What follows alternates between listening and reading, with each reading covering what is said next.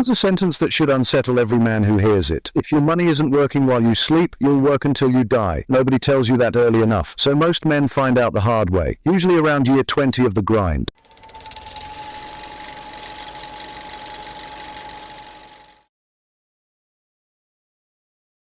Here's what gets misunderstood about the stock market. Social media has turned it into either a lottery ticket or a cult. Crypto evangelists screaming to the moon. Overnight millionaires who never mention the 9 friends who lost everything. Somewhere in that noise, the actual point got buried. The stock market isn't magic. It isn't gambling. It's ownership. That's it. That's the whole secret. And it's been sitting in plain sight the entire time. So let's take it apart, what stocks actually are, how the money moves, and how an ordinary man builds something real from it.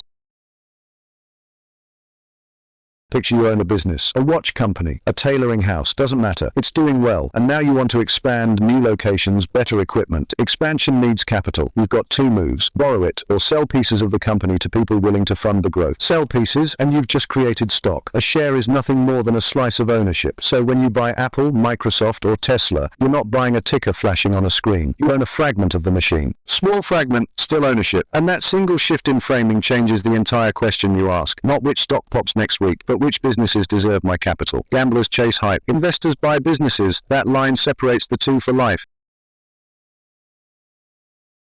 Getting in is unglamorous. Open a brokerage account, move money into it, done. No handshake, no insider connection required. Once your capital's in the market, it earns 2 ways. First, price appreciation. The business grows, the market notices, your shares are worth more than you paid. Simple in theory, slow in practice. Sometimes it takes years, sometimes decades. Everyone wants the wealth, almost nobody wants the wait. Second, dividends. This is the elegant part. A profitable company hands you a slice of its earnings just for holding the stock. No labor, no meetings. Your capital goes to work and clocks in without you. Eventually the money starts behaving like an employee who never asks for a raise and never takes a weekend. Now, who you are matters more than what you buy. The buy and hold man is patient, almost boring, letting compounding do the work over years while he ignores the noise. The trader lives in short time frames, chasing quick moves, a skill set most beginners overestimate in themselves. The speculator swings for small companies with asymmetric upside, and for every early Tesla story, there's a graveyard of quiet failures nobody mentions. And the dividend investor builds machinery, cash flow that buys more shares, that produces more cash flow. Slow at first, then it isn't. For a beginner, skip the fireworks. Hot stocks and trending sectors are usually just expensive ways to learn a lesson. Start with businesses that have already survived a recession or 2. Real earnings, real balance sheets, or simplify further. An index fund. A basket of many companies instead of a bet on one. Not flashy, just effective.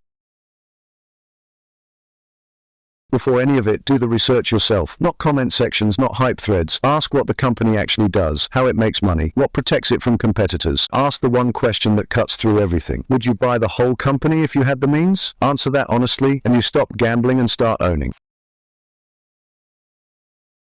The market has built extraordinary wealth. It has also humbled men who thought discipline was optional. It rewards patience and exposes ego, without exception, every single time. So the target was never get rich fast. It was freedom of time, of choice, of how a Tuesday morning actually unfolds. Financial freedom. That's the whole game, and it's a quieter one than the internet wants you to believe. A gentleman doesn't gamble with his future, he builds it patiently, deliberately, one unglamorous decision at a time. What's the first business you'd actually want to own a piece of? Let us know in the comments. And if this shifted how you think about money, we put together a free guide, The 7 Habits That Distinguish a Gentleman. Links in the description. Don't go anywhere yet, YouTube's already lined up the next video for you. That one's picked specifically based on what you watch, worth the click. If you're new here and took something from this one, the subscribe button's right there. Until next time, gentlemen.